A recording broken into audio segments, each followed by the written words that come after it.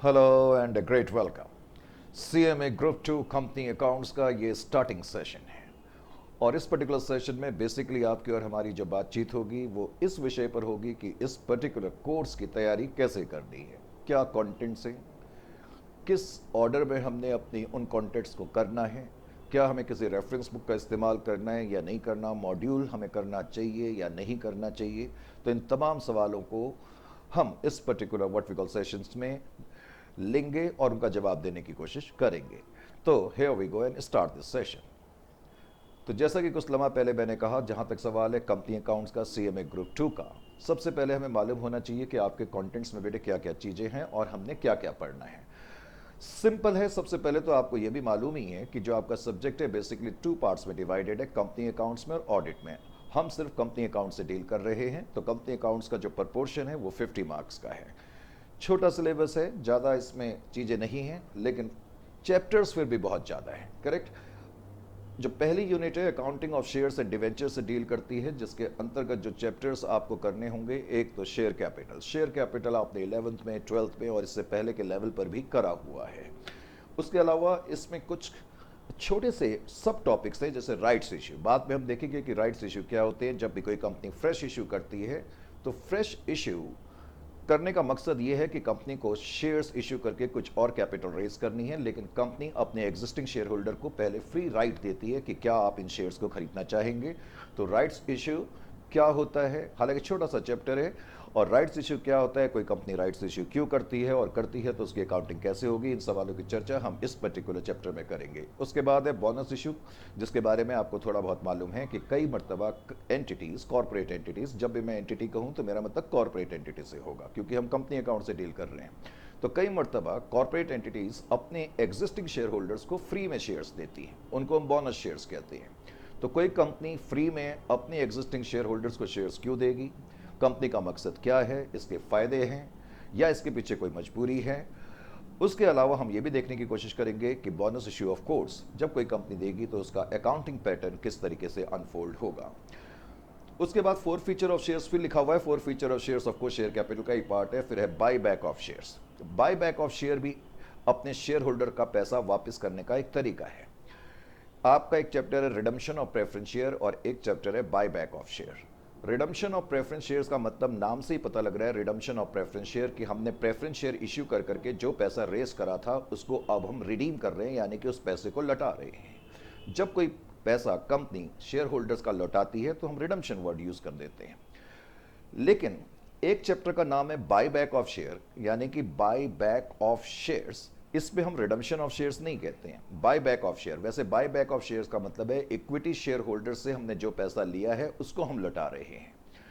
उसका कारण क्या होता है, इसमें हम redemption of equity share use ना कर करके बाय बैक ऑफ शेयर इसलिए यूज करते हैं क्योंकि जब कोई कंपनी इक्विटी शेयर इश्यू करती है तो उस वक्त कंपनी की तरफ से पहले से कोई वादा नहीं होता कि हम आपका पैसा लौटाएंगे।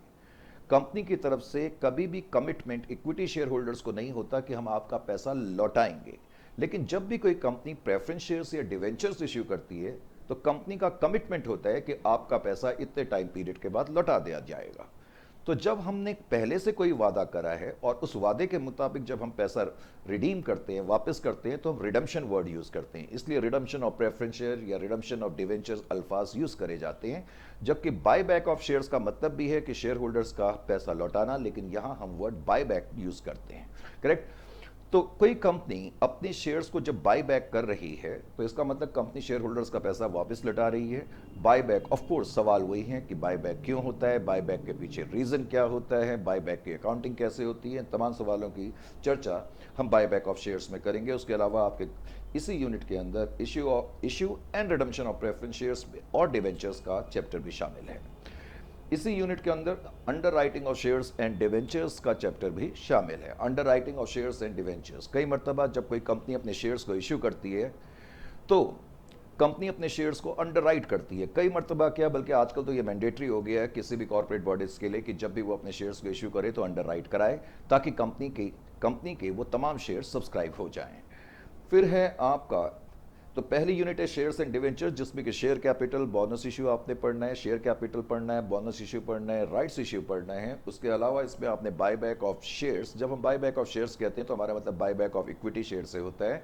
उसके अलावा redemption of preference shares and redemption of debentures भी आपका इस पर्टिकुलर यूनिट का हिस्सा है। और उसके अलावा under writing of shares and debentures भी हम इस यूनिट के अंतर्गत कवर करेंगे। उसके अलावा presentation of financial statements.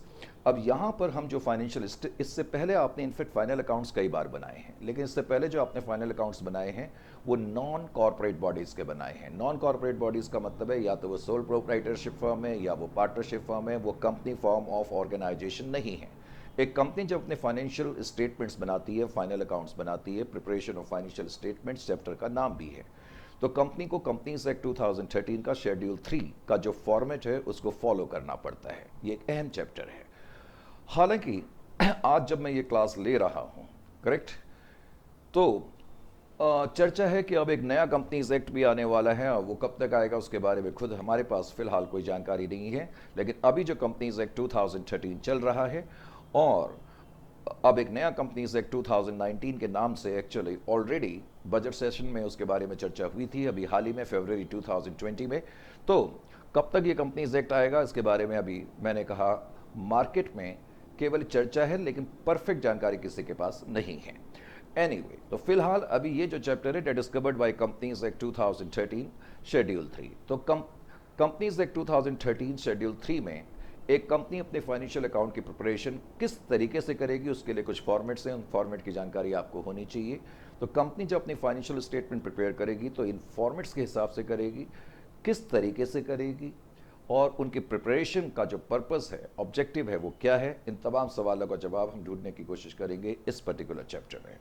Cash flow statement ये आपने 12th में भी शायद करा हुआ है, उसके बाद आपने बीकॉम लेवल में भी शायद करा होगा कैश फ्लो स्टेटमेंट। जब हम कैश फ्लो स्टेटमेंट करेंगे तो AS 3 रिवाइज्ड के हिसाब से करेंगे, अकाउंटिंग स्टैंडर्ड 3 रिवाइज्ड के हिसाब से। चैप्टर वैसे तो सिंपल है, लेकिन इसमें हम कुछ हायर लेवल की प्रॉब्लम्स भी लेंगे, करेक्ट।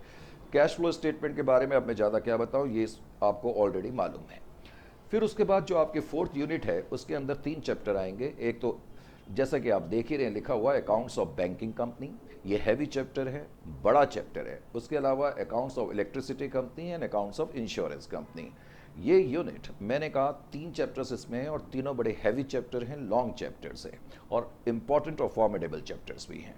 तो accounts of banking companies, correct. हालांकि अभी तक जो बैंकिंग कंपनीज हैं ऑनेस्टली स्पीकिंग वो अपनी जो अकाउंटिंग कर रही हैं बैंकिंग रेगुलेशन एक्ट 1949 के हिसाब से कर रही हैं। अकाउंट्स ऑफ इलेक्ट्रिसिटी कंपनी जो है वो इलेक्ट्रिसिटी एक्ट के तहत अपनी अकाउंटिंग करती हैं और इंश्योरेंस कंपनीज IRDA के तहत करती है। लेकिन कुछ टाइम के बाद ये एंटिटीज़ भी अपनी अकाउंटिंग IND AS के हिसाब से करना शुरू कर देंगी, इंडियन अकाउंटिंग स्टैंडर्ड के हिसाब से करना शुरू कर देंगी। लेकिन फिलहाल अभी आपके कोर्स में जो है हमने उसी हिसाब से करना है। तो accounts of banking company, accounts of banking company बहुत लंबा चैप्टर है, इसमें बहुत सारे टॉपिक्स हैं, नो डाउट अबाउट डैट। लेकिन मैंने कहीं पर भी ये नहीं कहा कि ये टफ चैप्टर है, मैंने सिर्फ ये कहा है कि ये फॉर्मेडेबल चैप्टर है, इंपॉर्टेंट चैप्टर है, सिग्निफिकेंट चैप्टर है, तो इस पर आप स्ट्रेस करेंगे। अकाउंट्स ऑफ इलेक्ट्रिसिटी कंपनी में of course accounts of electricity company electricity act के तहत एक इलेक्ट्रिसिटी कंपनी को अपनी अकाउंटिंग करनी पड़ती है। तो इसी तरीके से accounts of insurance company IRDA के तहत इंश्योरेंस रेगुलेटरी डेवलपमेंट अथॉरिटी की जो गाइडलाइंस है उसके तहत ये अपनी अकाउंटिंग करती हैं।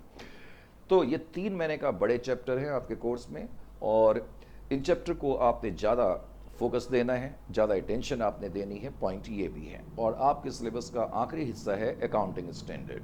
मैंने कहा छोटा सिलेबस है ग्रुप 2 में क्योंकि 50 मार्क का टोटल आपका अकाउंटिंग का पोर्शन है। जो अकाउंटिंग स्टैंडर्ड इस ग्रुप में आपके हैं अकाउंटिंग स्टैंडर्ड 11। अकाउंटिंग स्टैंडर्ड 11 जैसा कि सबको मालूम है इसका के ताल्लुक फॉरेन एक्सचेंज रेट से है, effects of changes in foreign exchange rates. जो फॉरेन एक्सचेंज रेट्स में चेंज आता है तो उनका जो प्रभाव होता है उसकी अकाउंटिंग कैसे होती है, ये इसका थीम है। इसी तरह फिर हम देखेंगे 12 जिसका कि ताल्लुक गवर्नमेंट ग्रांट से है। तो गवर्नमेंट कई बार एंटिटीज़ को ग्रांट्स देती हैं, एक एंटिटी को गवर्नमेंट एजेंसीज से जो ग्रांट्स मिलती हैं उन ग्रांट का क्या अकाउंटिंग ट्रीटमेंट होगा वो इस स्टैंडर्ड का कोर विषय है।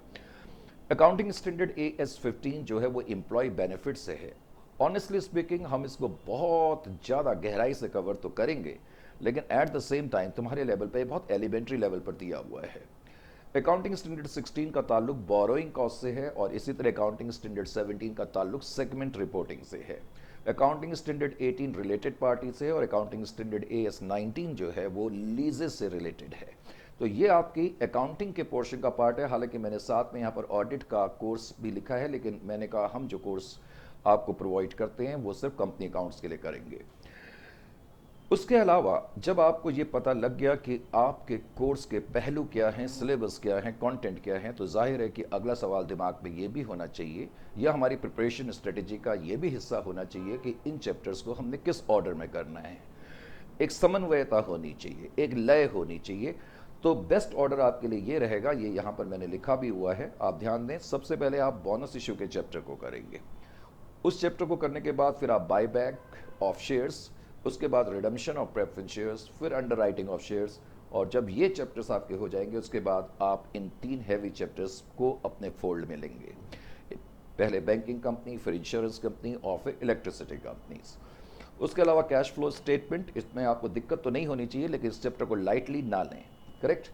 उसके अलावा प्रिपरेशन ऑफ फाइनेंशियल स्टेटमेंट्स, जैसा कि मैंने कहा, हालांकि यहाँ पर मैंने मैनेजरियल रेम्यूनरेशन भी लिखा हुआ है, लेकिन ज़्यादा आपको stress preparation of financial statements पर करना है। उसके बाद आखिर में फिर आप शेयर कैपिटल कर सकते हैं। शेयर कैपिटल में से कई बार 2-3 मार्क्स के क्वेश्चन भी आ सकते हैं।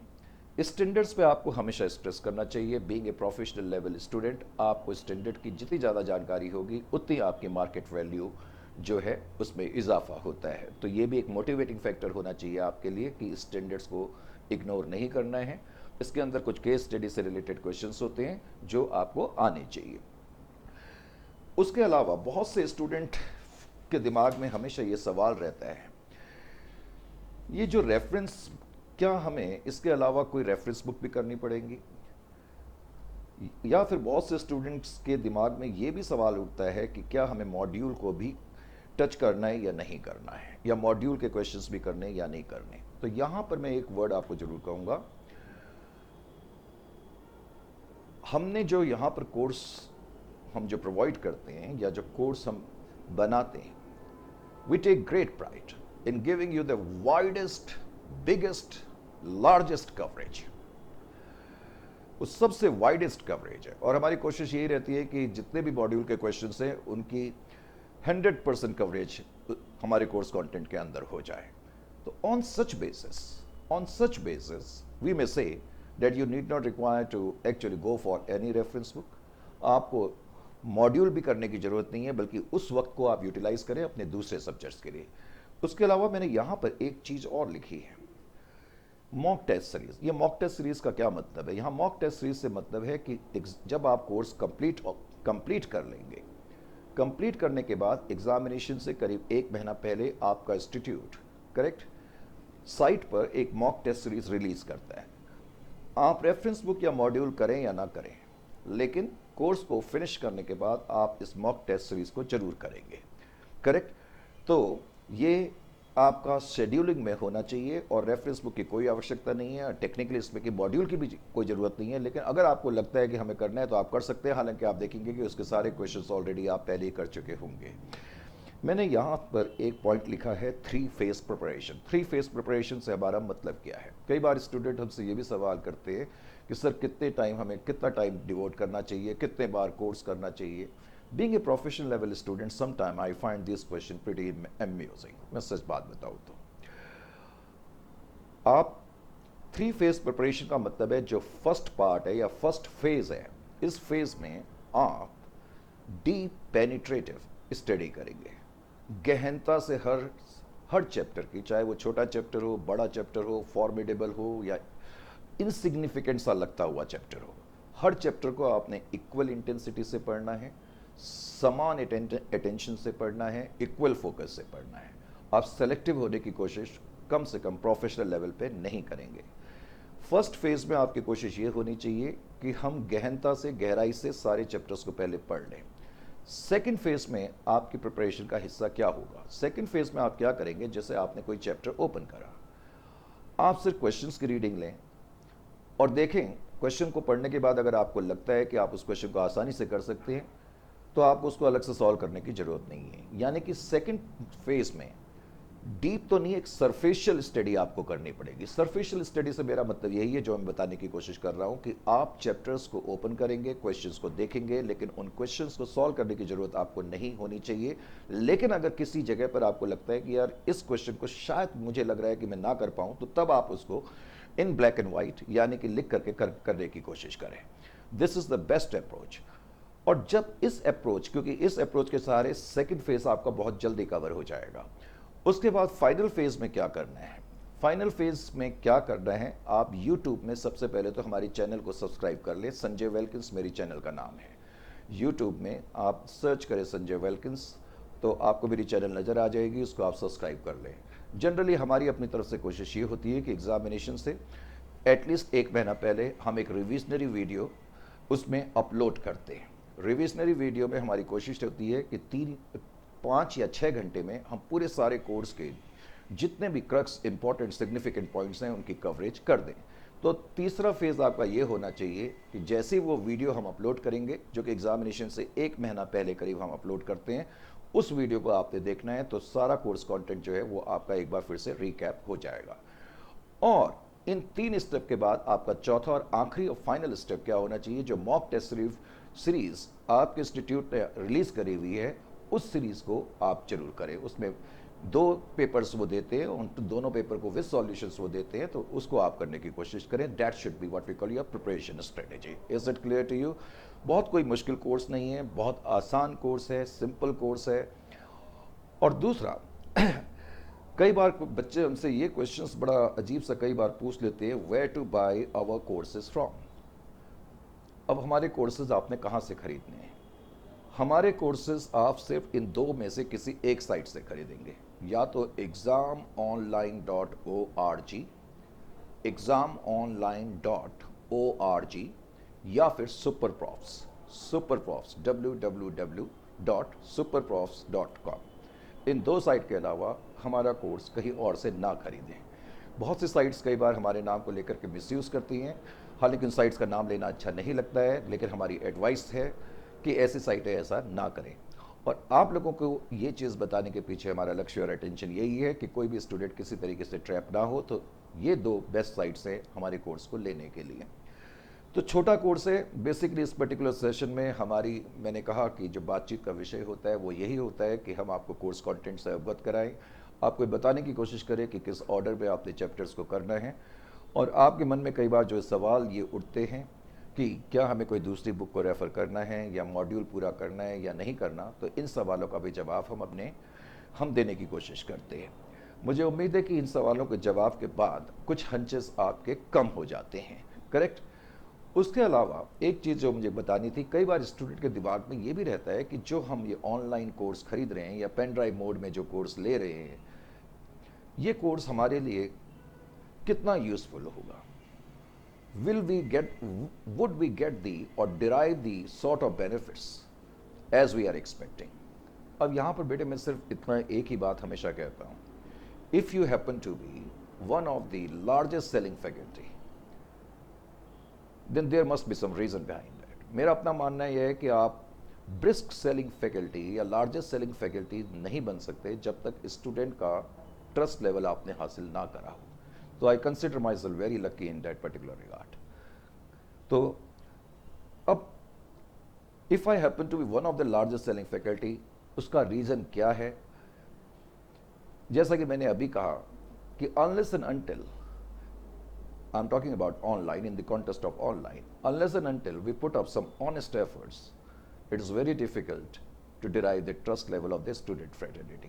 तो यहाँ मैं सिर्फ आपको इतना ही कहना चाहूँगा कि आप निश्चित रूप से कोर्स पे जा सकते हैं, और इसके कुछ उदाहरण मैं आपको देने की कोशिश करता हूँ। अभी बहुत सारे मैसेजेस हमारे पास आए थे और स्टूडेंट्स ने हमसे ये भी बड़ी रिक्वेस्ट करी है, सर मैसेज आपको पढ़ने ही पढ़ने हैं, कम से कम हमारा नाम तो आप कभी लेते ही नहीं हो। कई बार स्टूडेंट तो ये कहते हैं, ये देखिए ये स्टूडेंट्स के फीडबैक हैं, ये यहाँ पर मैंने लिखा हुआ है student feedback and reviews, this is the best way to जज द फैकल्टी, करेक्ट।